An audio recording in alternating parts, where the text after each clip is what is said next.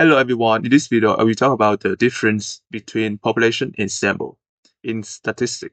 Okay, so population is the entire group of data. Okay, so for example, you want to interview all the people in America, right? In America. So all the American people is the population. Okay, and about the sample is a smaller group of data.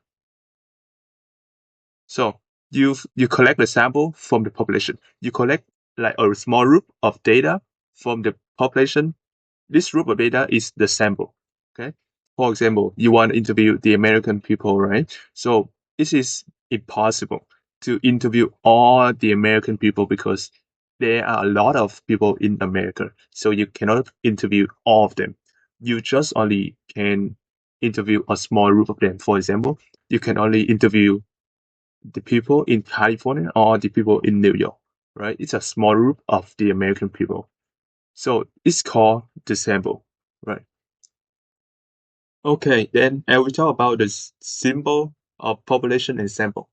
So the means of the population, okay? So it denotes as mu, and it's equal to the summation of xi over n. N is the number of data in the population. So the summation of xi, which means that you add all of the x together. Okay. About the standard deviation, this is STD is standard deviation. Okay, and this denote as sigma.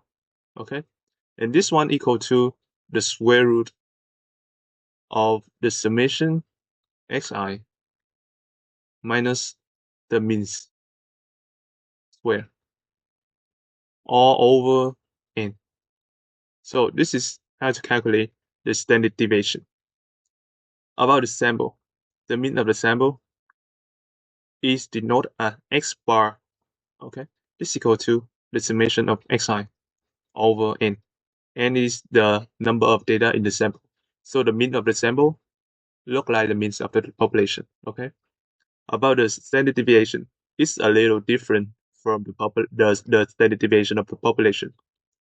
So it's denoted as S, right? And this is equal to the square root